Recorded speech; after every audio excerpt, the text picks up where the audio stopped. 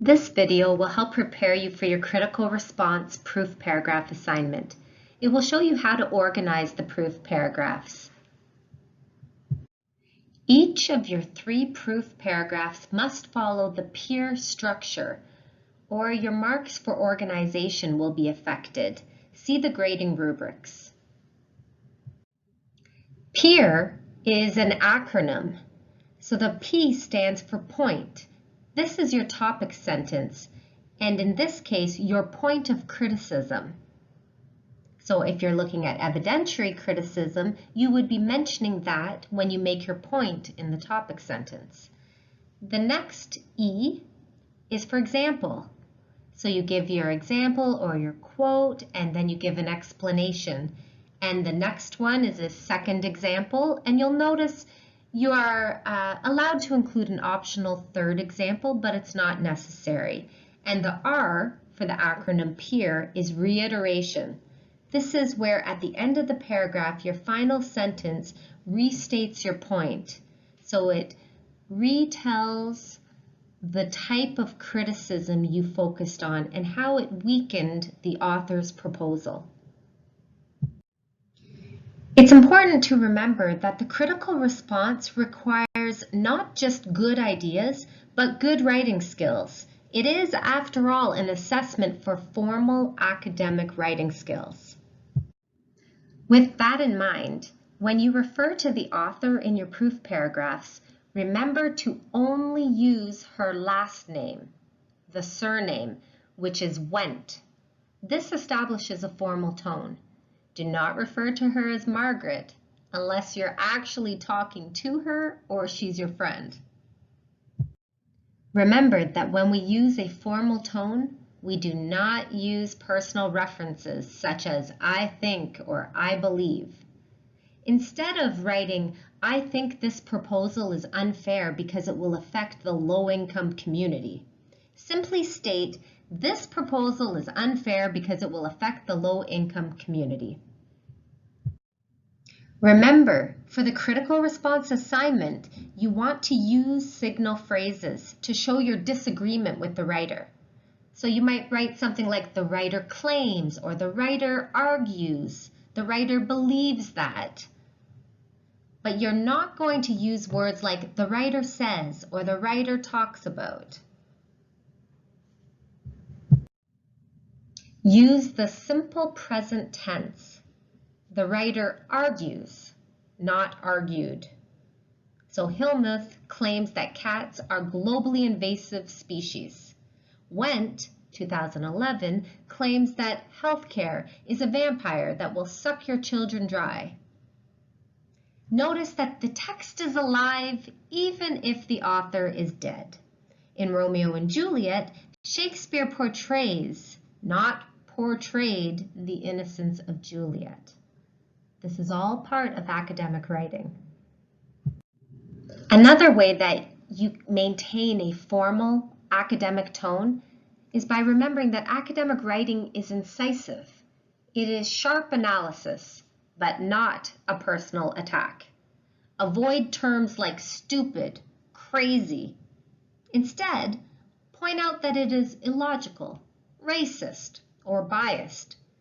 Do not criticize the writer. Evaluate their claims, their ideas. Ensure cohesion between your paragraphs. Make sure that you are linking one paragraph to another to make a logical, smooth flow of ideas. And the way that you do this is by using transition words. You can see some examples there. Take a moment to really look at this slide. Notice the transition words. Notice if you're talking about using the P for the peer method, the point, which is the very beginning sentence of each paragraph, you want to start with the transition word. Notice that there's a comma right after the transition word. Notice that you are very clearly identifying what type of criticism.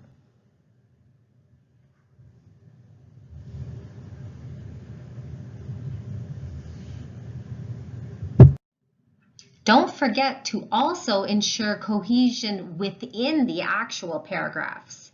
You're including at least 2 examples, perhaps 3, and you want to use those transition words to connect those ideas.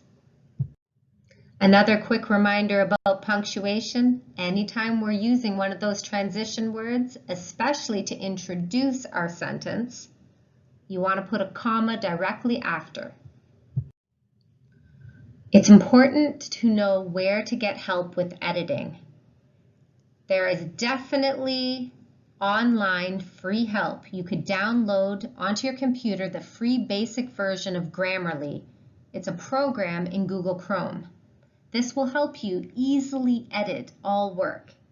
Or you could make an appointment online with the Tutoring and Learning Center. Note the requirements and purpose of the assignment. Even if you strongly disagree with the writer, you must not launch into your own counter-arguments against the writer's arguments. This assignment is not argumentative writing. No research is required.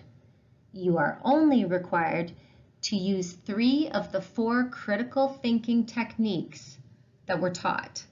Look at the instructions in the grading rubric. When you are writing the paragraph on the problems with logic and you're identifying logical fallacies, you want to organize it using the peer method. So your first sentence will clearly identify the type of logical fallacy or fallacies that you noticed. Then you're going to provide your 2 examples, which you cite and you've taken from the article, and then you're going to take a moment and explain the logical flaw in each example. And then you will restate your point that her proposal was weakened by the presence of logical fallacies. Similarly, when you're writing the paragraph on practical problems that you see, you're going to use the peer method. In your first sentence, be very clear about what you think is the issue with practicality. Focus in on who will not be able to pay private healthcare costs. What will happen? A little hint: consider other countries like the United States who have no national health care. What does her proposal really mean in practical terms?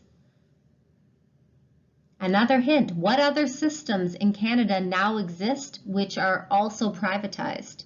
Remember, we talked about mental health care as well as dental health. Is it working?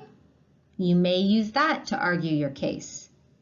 Your final sentence of this paragraph, you want to link back to her main proposal and reiterate for your reader that it is impractical.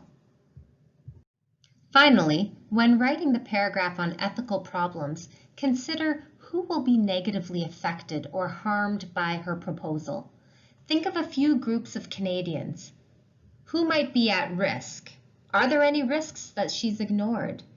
Is her proposal going against fundamental Canadian values, political ideology? Canada is a social welfare state.